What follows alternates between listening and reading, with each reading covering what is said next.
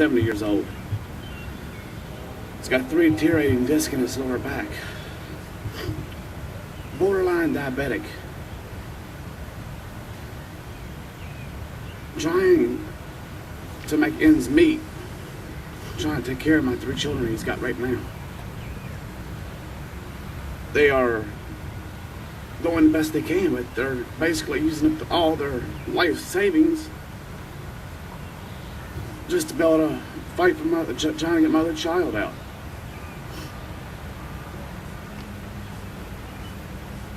Foster care.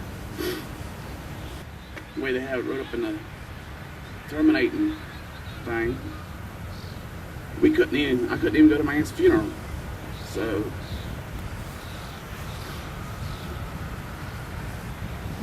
my oldest daughter is 2 years old right now. And the way it's wrote up in West Virginia law is for all siblings to stay together. Because of Carrie Ayers, who is on CPS, and Zlene Harmon, who is the children's lawyer through this whole case, is good friends with the foster parents. They left my daughter stay with them instead of reuniting them because the foster parents has had her for the last 2 years and they're grown attached to her. They're wanting to adopt her.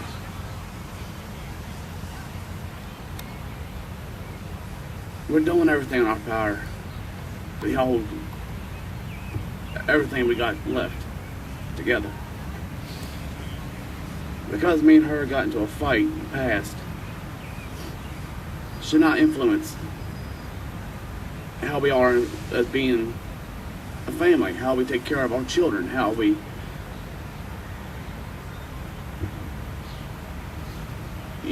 stay out of trouble and stuff. It shouldn't. What kind of trouble was it? Were there any criminal charges or convictions? No, there's no criminal charges, no convictions of anything throughout this whole entire process. So is the basis for losing the kids simply because they say you didn't comply with turning in some statements? That we didn't comply with giving our bank statements, our bills every week. And just a person note, that's just too much confidentiality to throw out there in front of everybody in CPS to know what your bank account number is, what your, stuff like that. It's just, that's information that, in my opinion, is not necessary for anybody to have besides us. So why did they ask for it? Because they've asked for our bank statements and bills and stuff like that to see if we're making enough money. One of the things they were saying was that we weren't making enough money because my wife wasn't able to keep a job. My wife was working through a temporary agency, which they lay off, they rehire, they lay off, and they rehire.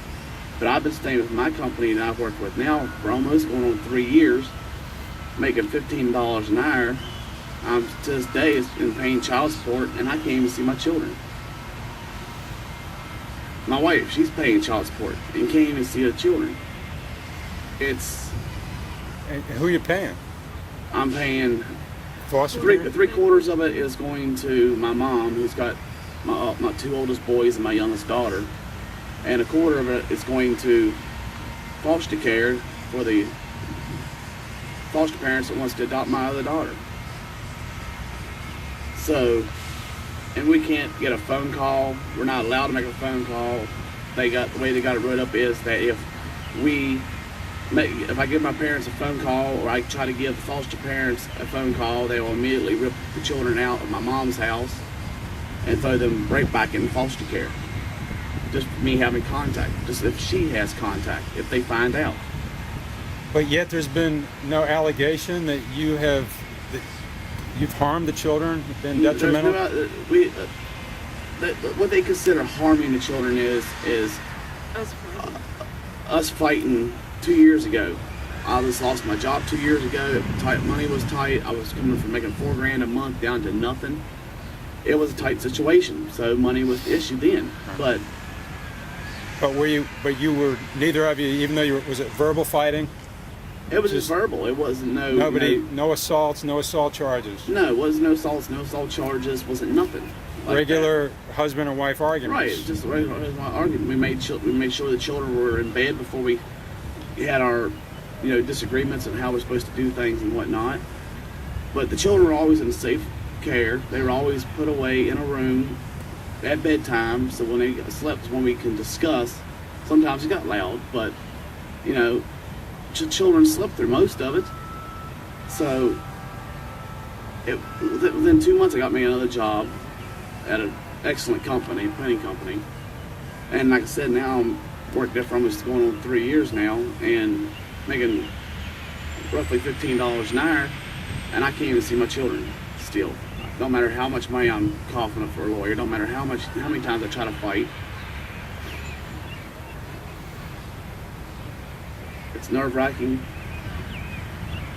It's killing me as a father. Not even able to talk to him on Father's Day.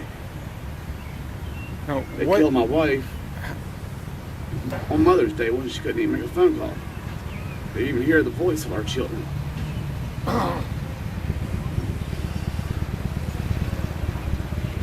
So basically what we're asking right now is possibly to help some way, anybody out there, to help us find a way to reunite us. Get rid of the corruption that's going on back in that area. And it's just not in Hardy County, it's in Hampshire and Augusta and Hampshire County and Grant and Billington, because Judge Cookman is the only judge for that whole entire area for 4 counties.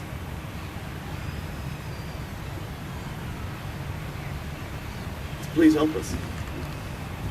Thank you for speaking out. Something else I can add. Recently I was on the internet and I seen that our Governor Manchin, has just signed back in April 25th, I believe it was. He signed a recent bill passing a law not to alienate parents from their children, not to alienate to stop parental alienation. I don't know if that can help us out, but it was done before our court. It was done after our case was heard. But recently, he's just signed that back in April of 25th, Governor Manchin. Thank you all, and God bless. God bless. Thank you very much.